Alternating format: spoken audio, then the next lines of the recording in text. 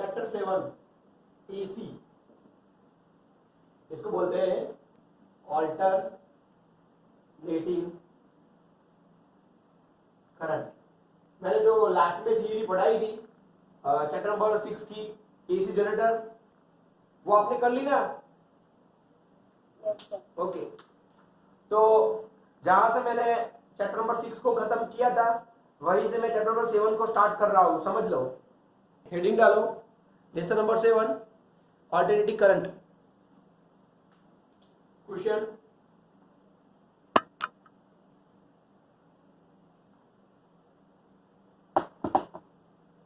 प्रियांशी क्या लिखा है? Find the formula for AC current from R circuit only. Okay, good. Dwija, हाँ सर। मैं चैप्टर स्टार्ट करूं उसके पहले आपको 2-3 बात बता देता हूं, राइट?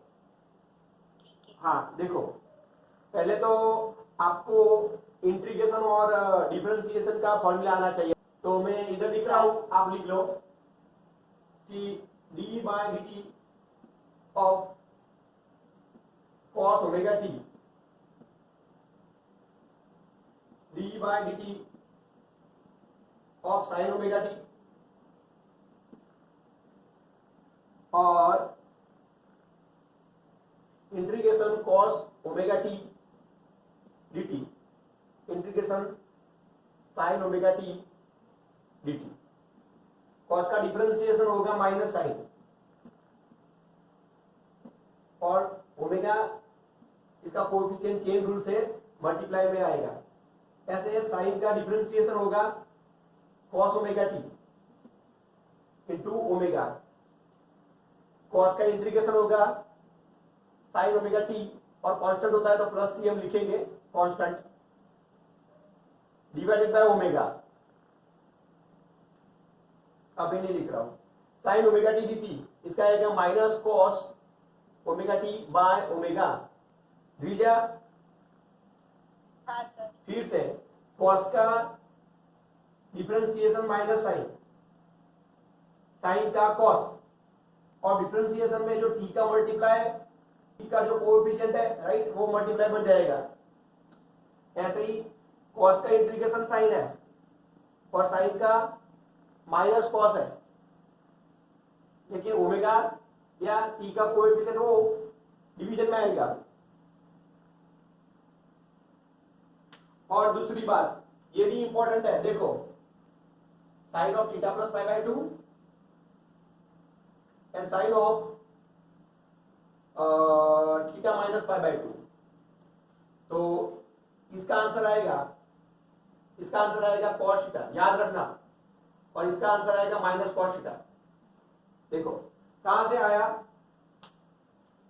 पहला वाला सिखाता हूं, sine of theta plus pi by 2, तो हम ऐसे लिखते हैं sine of pi by 2 plus theta, ये तो सेकंड क्वाड्रेंट हुआ ना, तो ये फंक्शन चेंज हो जाएगा, तो इसका होगा कॉस थीटा। ऐसे ही sine of theta minus pi by 2 करना है, तो ये आएगा minus sine pi by 2 minus theta. Formula है sine of minus theta is equal to minus sine theta, तो माइनस कॉमन ले लिया, तो ये फर्स्ट क्वाड्रेंट है, तो ये कॉस थीटा आ जाएगा। तो आपको फॉर्मूला याद रखना है, sine of theta plus pi by 2 equal to cos theta, sine of theta minus pi by 2 equal to minus cos theta. This is only for biology student. पर बायोलॉजी वाला student છે ને એમાં મારે ટાઈમ નથી બગાડવો, ચાલુ થિયરીમાં ટાઈમ નથી બગાડવો, સમજાયું? દ્વિજા, हाँ सर। આ ફોર્મ્યુલા તું ક્યાં લખી નાખજે, તારું બુક છે ને, બુક એનો જે હેડ પેજ છે ને, મેઇન હેડિંગ, ત્યાં જ લખી નાખ ફોર્મ્યુલા, એટલે વારે વારે છે ને પ્રોબ્લેમ ના થાય, ચેપ્ટર સ્ટાર્ટ થતું હોય ત્યાં જ અહીંયા લખી નાખ, નોટબુકમાં ના લખીશ, ખોવાઈ જશે નોટબુકમાં, અહીંયા લખી નાખ, લખી દીધું સર। અહીંયા અહીંયા હા હા લખી દીધું। અહીંયા લખી નાખ, નહીં તો ખોવાઈ જશે ફોર્મ્યુલાઓ, પાછા ક્યાં શોધવા જઈશ આને?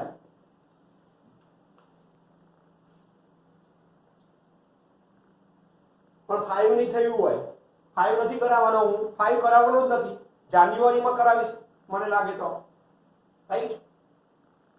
સારું, હવે દ્વિજા हाँ सर। બીજું કંઈક લખાવું છું, ધ્યાન આપો અહીંયા. Resistor, inductor, capacitor. Okay, resistor, inductor and capacitor. આને આપણે રેઝિસ્ટર કહીએ છીએ, આને આપણે ઇન્ડક્ટર કહીએ છીએ. વિશ્લેષણમાં શીખવાડ્યું ને એલ, સેલ્ફ ઇન્ડક્શન, અને આપણે એને કેપેસિટર કહીએ છીએ. તો આનો આપણે ડ્રોપ લેવો હોય અહીંયા, સપોઝ આની સાથે આપણે બેટરી જોઈન કરી દઈએ તો આનો ડ્રોપ શું આવે? VR = IR. યાદ આવ્યું? આની સાથે ડ્રોપ લેવો હોય તો VC = Q/C. લેસન નંબર 2 માં આવતું હતું, અને આ આપણે લેસન નંબર 7 માં ભણી ગયા.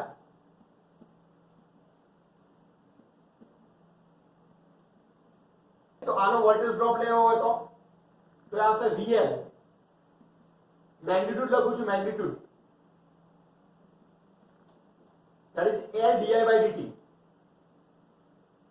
અરે આપણે આ ફોર્મ્યુલા પ્રૂવ કર્યું ને, E = -L di/dt. याद आयु? हाँ सर। तो देखो ये रेजिस्टर है, राइट? सपोज इसको हमने बैटरी से ज्वाइन किया, राइट? तो इसका वोल्टेज ड्रॉप क्या होगा? IR. इसी तरह इंडक्टर का वोल्टेज ड्रॉप होगा, मैग्नीट्यूड लिखा है VN L di/dt, और कैपेसिटर का VC = Q/C. लिख लो.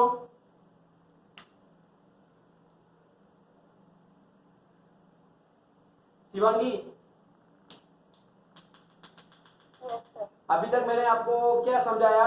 जो आप जानते थे, मतलब कॉस का इंटीग्रेशन हो, कॉस का डिफरेंशिएशन हो, साइन का इंटीग्रेशन हो, साइन का डिफरेंशिएशन हो, और ट्रिगोनोमेट्री का फॉर्मूला हो, और ये भी आप जानते थे ना, रेजिस्टर, इंडक्टर, कैपेसिटर, इसका मैंने ड्रॉप लिखा है. समझ में आया? Yes sir. अब मैं थियरी स्टार्ट कर रहा हूं. Find the formula of AC current for R circuit.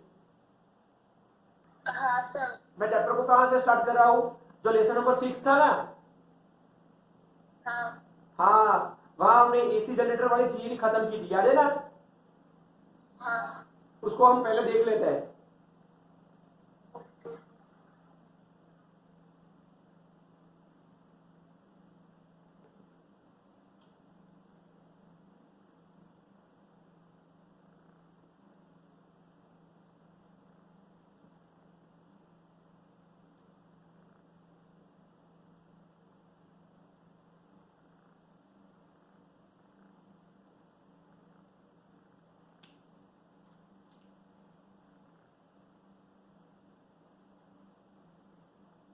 ये कॉइल थी ना,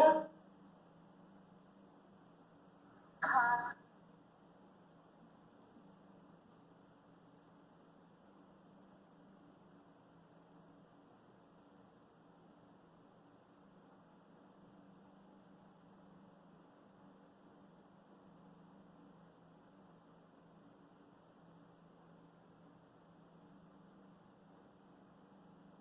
ये स्लिप रिंग थी A1 और A2, और ये ब्रश थे B1 और B2. याद आया? तो यहां से EMF इंड्यूस हुआ था ना, टरबाइन घूमती थी ओमेगा वेलोसिटी से. समझ में आया? हाँ सर। तो ये जो वोल्टेज है हम कहां ले जाते थे? एक्सटर्नल सर्किट में ले जाते थे ना, यहां से वोल्टेज को. हाँ हाँ। हाँ, तो VN है। हाँ हाँ, यस. तो ये जो वोल्टेज था ना, वो AC वोल्टेज था, मैंने समझाया था. क्या था? AC वोल्टेज था ना. इसका फॉर्मूला क्या था? V = Vm sin omega t. समझ में आ रहा है? यस। अभी तक हमने फिजिक्स में पढ़ा है ना, वो जो बैटरी होती है वो DC बैटरी है, इसको DC बैटरी बोलते हैं. समझ में आ रहा है? ये DC बैटरी है आपकी. ये जो जनरेटर बन गया है इसको हम AC बैटरी बोलते हैं, और AC सोर्स बोलते हैं. AC बैटरी नहीं, हम AC सोर्स बोलेंगे, AC सोर्स. समझ ले? यहां दिखाता हूं। तो ये एसी सोर्स का सिंबल है,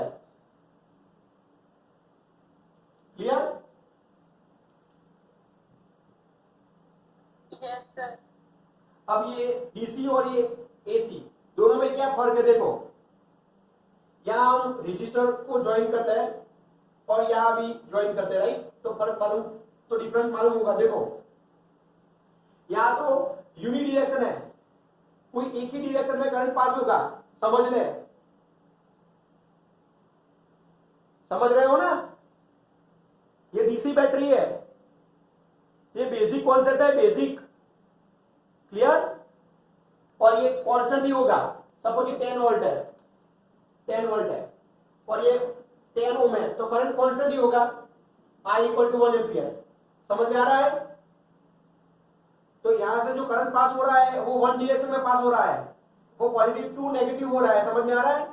लेकिन यहाँ क्या है, यहाँ तो फॉर्मूला ये आएगा, यहाँ V की वैल्यू क्या है, V की वैल्यू है V equal to Vm sin omega t। समझ में आ रहा है? तो ये ऑल्टरनेटिंग करंट है, ये वोल्टेज क्या है, एसी वोल्टेज है। एक्चुअली एसी का मीनिंग ये होता है ऑल्टरनेटिंग करंट, हम इसको एसी बोलते हैं, समझ में आ रहा है? ये ऑल्टरनेटिंग वोल्टेज है और यहां से जो करंट होगा वो ऑल्टरनेटिंग करंट होगा। हम यहाँ करंट की डायरेक्शन नहीं बताएंगे, क्यों? क्योंकि हाफ सर्कल में ऐसा चलेगा और हाफ सर्कल में ऐसा चलेगा, तो यहाँ करंट की डायरेक्शन नहीं बताएंगे, समझ लो। अब से हम ये डीसी बैटरी को नहीं अप्लाई करेंगे, एसी बैटरी को अप्लाई करेंगे। हाँ, जब भी ऐसा सिंबल हो कोई भी थियरी में, आप समझ लेना ये कहां से स्टार्ट हो रहा है, जनरेटर से, जनरेटर से करंट मिल रहा है, क्लियर? इसमें जो करंट होगा उसके लिए जो वोल्टेज होगा वो क्या होगा, एसी वोल्टेज होगा। हमने आपको उसकी प्रॉपर्टी समझाई थी, साइन ओमेगा टी की वैल्यू 1 -1 होती है ना? तो ये V की वैल्यू Vm और माइनस Vm में चेंज होती है, क्लियर? ये हाँ, ये हाफ सर्कल में एक बार मैक्सिमम होगी और दूसरे हाफ सर्कल में दोबारा मैक्सिमम होगी, समझ में आ रहा है ना? हाँ, तो अब से हम चैप्टर में बैटरी की बजाय क्या लेंगे, हम एसी सोर्स लेंगे और इसका सिंबल ऐसा है, क्लियर? ये बात आप याद रखना। स्क्रीनशॉट ले वो तो ले ले द्विजा।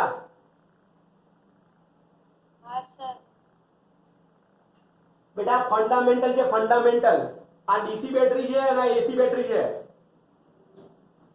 હા જુદું છે, આમાં તો એક જ ડિરેક્શન માંથી કરંટ પાસ થાય અને આમાં બંને ઓલ્ટરનેટિંગ હોય, ઓલ્ટરનેટિંગ।